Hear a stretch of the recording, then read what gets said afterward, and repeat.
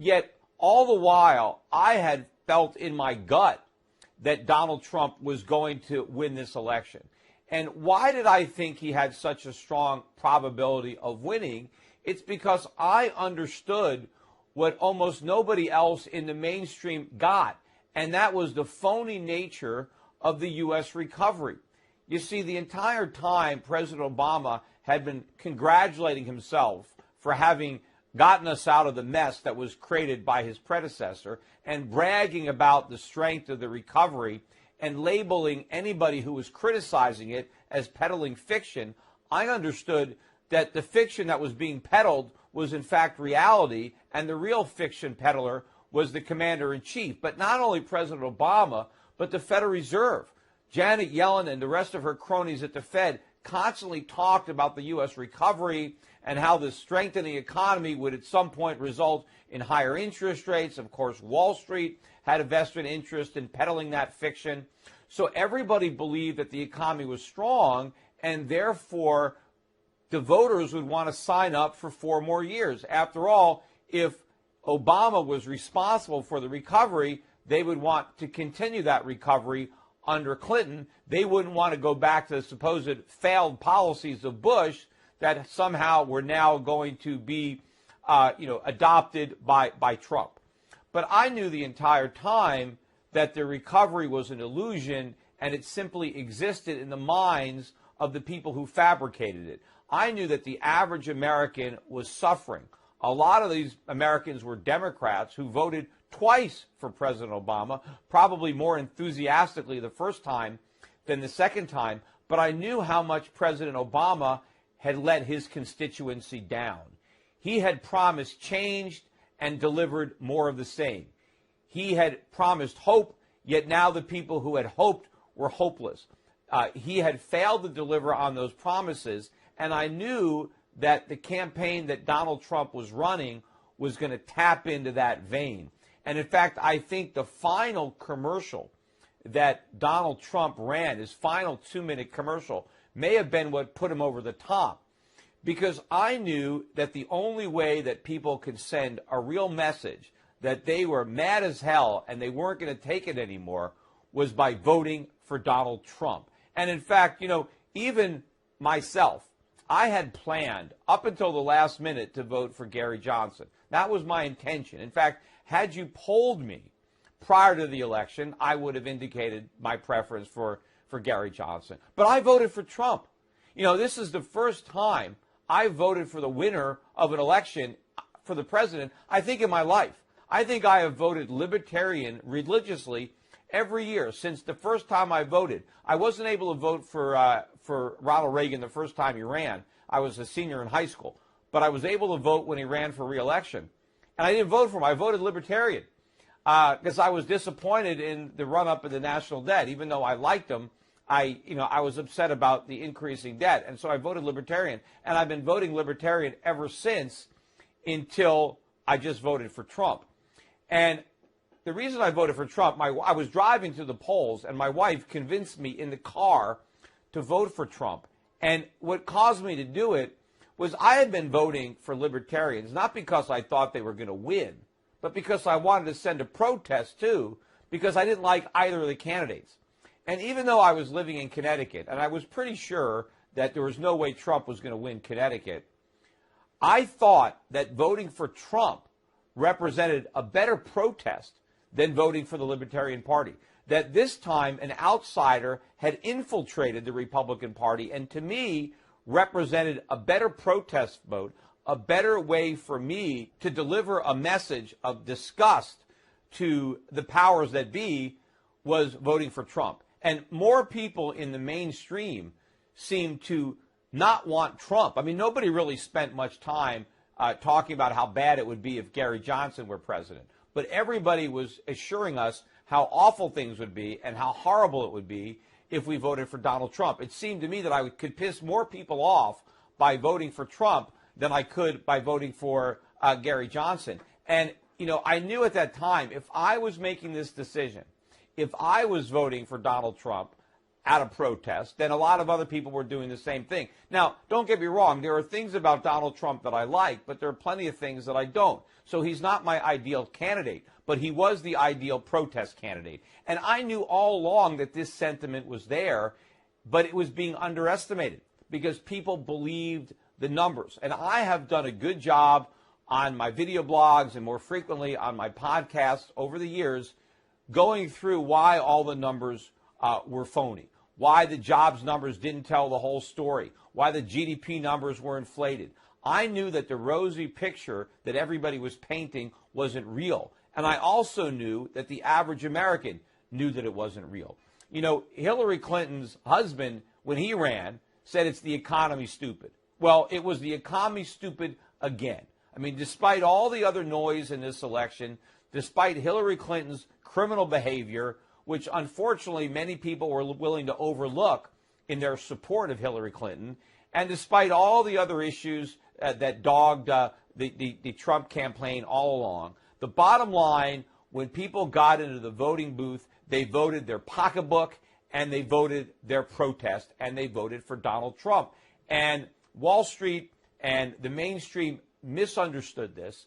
And now this should be a wake-up call. To me, it simply validates everything that I've been saying about the phony nature of this recovery.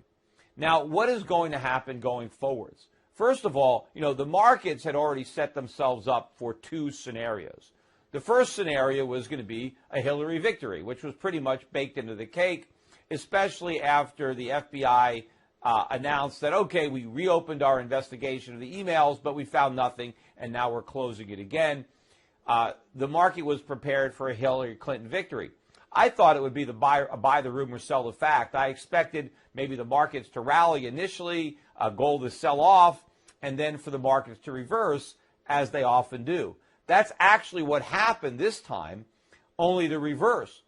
When the odds of a Trump victory shot up, and it was pretty apparent that Donald Trump won the presidency hours before it became official. I mean, the odds of him winning jumped up to 95%, even though he didn't have enough electoral votes in the bag. You can clearly see that of the dozen or so remaining states, he was winning in every one.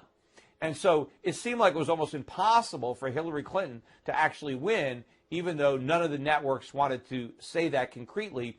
If you simply looked at the polls and looked at the numbers that had come in, you could make that assessment. And immediately the stock market started to sell off. You know, you had the Dow Jones down 800 points at one point, a huge move down. Gold was up as much as $60.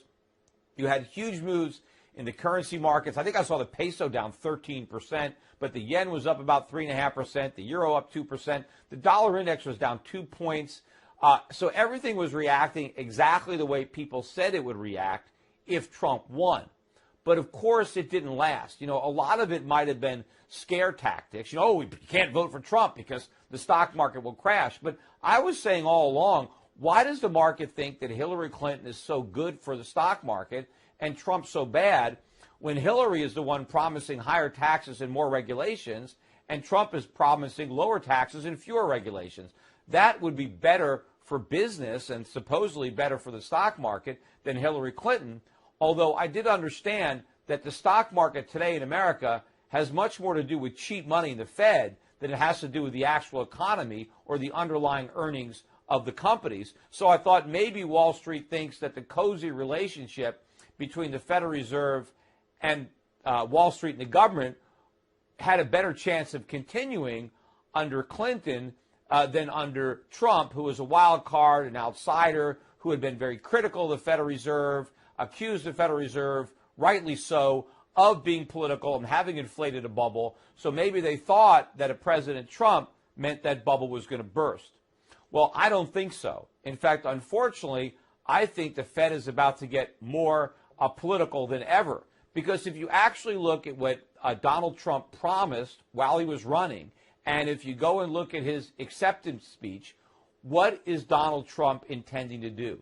He is intending to increase government spending on infrastructure to create jobs, on national defense to make us safer, to take care of our vets, to build a wall. He's talking about massive increases in government spending, and at the same time, he is talking about substantial cuts in taxes. He wants to cut the corporate tax rate. He wants to cut the individual tax rate. This is something that we haven't seen since, I think, Ronald Reagan. In fact, a lot of people are talking about this now as if, hey, this is going to be Reagan all over again. This is going to be huge growth, another Reagan revolution. It's morning in America. Unfortunately, it's more like midnight in America because Donald Trump is going to run into a brick wall that didn't exist at the time of Ronald Reagan. And the bond market really is giving a big flashing warning sign. I mean, everyone's going to talk about what happened in the stock market. Oh, the Dow ended up 250 points. And even though gold was up $60, it ended up negative a couple of bucks by the time it closed. Although gold stocks had a very good day. In fact, gold stocks outperformed the overall market. But you're not going to hear much about the bond market. And, of course, the bond market did have a spectacular reversal because the knee-jerk reaction to the Trump victory, or the high probability of a Trump victory, was a big rise in bond prices and a drop in yields. But it reversed in a spectacular fashion. This is one of the biggest bloodbaths I've seen in one day in the bond market. You saw a huge spike in yields in the 10-year up to the 30-year. The 10-year is now, I think, almost 2.1 was the high, about 2.9 on the 30-year. These are big moves overnight. And, of course, interest rates have been inching up before today. But today was an explosive move. And some people are saying, well, maybe this is just the bond market reacting to the possibility of higher growth. No, this is the bond market reacting to the possibility of much bigger deficits, huge supply. See, what Donald Trump is promising to do is going to explode an already enormous budget deficit. And remember, the Federal Reserve now is claiming that QE is done and that they're raising interest rates. So the only way to finance a big increase in government spending and tax cuts, the only way to make these big deficits possible is if they find private buyers for these bonds. And they don't exist. You know, when Ronald Reagan came into office in 1980, 1981, and he ramped up the deficits in order to pay for his tax cuts, think about the condition that the United States economy was in when he took the reins from Jimmy Carter. First of all, our debt to GDP back then was about 30%. And during the 8 years of the Reagan administrations, we increased the debt. Now remember, Reagan campaigned against the debts of Jimmy Carter, and he promised to balance the budget. None of those promises were kept. And he increased the debt, and the debt went to about 50% of GDP by the time he retired. Now, how did we finance this huge increase in government debt? We financed it privately. The Federal Reserve wasn't monetizing it. We had tight money. But also, during the 8 years of the Reagan terms, interest rates steadily declined. When Ronald Reagan took office, the yield on the 30-year U.S. Treasury was close to 14%. Now, by the time he left office, it was below 8%. So it wasn't quite a 50% reduction in yields, but it was a huge reduction. At the same time, when Reagan came into office, CPI inflation, the way they measured it back then, which was a much more honest way than the way we do it now, but the official measure of inflation was about 9%, and when he left office, it was 4.5%. So inflation had been cut in half, and we gave bondholders a great deal. Hey, if you want to lend us money to finance these deficits so we can get the economy growing, we're going to give you almost 14%, and we're going to fight inflation and bring it down. We were giving our creditors a good deal, and we were borrowing money when we weren't already broke. And back in 1980, America was still the world's largest creditor nation, so our bonds seemed like a good risk, and we were paying a very, very high rate of interest to people willing to loan us the money. Fast forward to 2016, if Donald Trump thinks he can pull a Ronald Reagan, if he thinks he can cut taxes, increase government spending, and somehow finance that, it is impossible, and the bond market is just starting to show that. We've already got right now, our debt to GDP is 105%. If we were to increase our debt to GDP by the same percentage as Reagan, it would have to go up to 175% of GDP. That is impossible to do.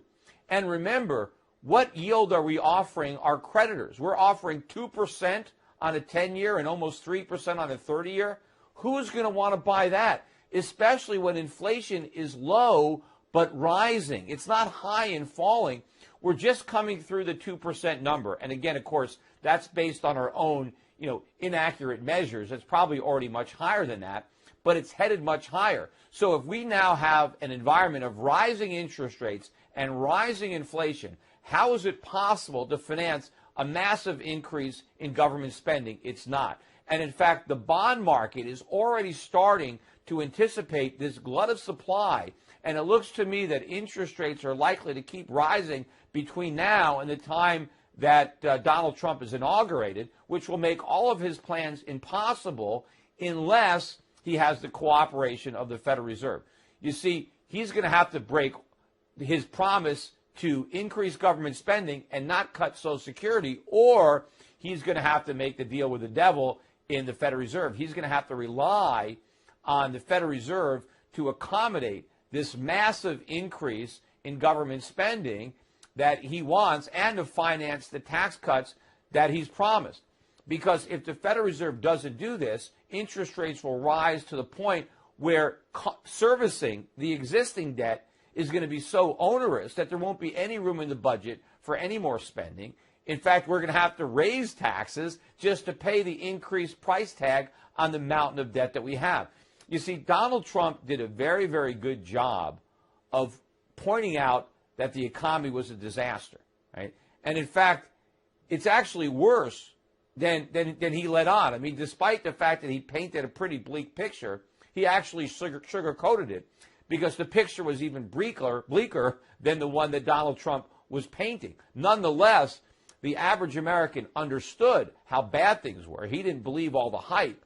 But what Donald Trump didn't do is level with the American public to the extent that there's going to be a lot of pain involved in solving these problems. It isn't a pain-free solution, but Donald Trump wanted to get elected, and I think he understood that being the bearer of bad news was not going to get him elected. He needed to have hope of a quick solution. Elect me and I'll make America great again. But he didn't level with the American public to the extent of what's going to be required. Because a lot of people have been promised a lot of stuff, and the government can't keep those promises. The problem is Donald Trump has made similar promises to the electorate to get elected, and I don't know that he wants to break those promises either. He's just been elected. So I think the Federal Reserve is going to have to come to the rescue, but it is not going to produce a favorable situation. It is going to produce a massive increase in inflation, a collapse in the value of the dollar, and a currency crisis. Donald Trump mentioned it himself when he was a candidate running for the Republican nomination. He talked about the debt, and he said normally when you find yourself overly indebted, he's the king of debt, and you restructure the debt.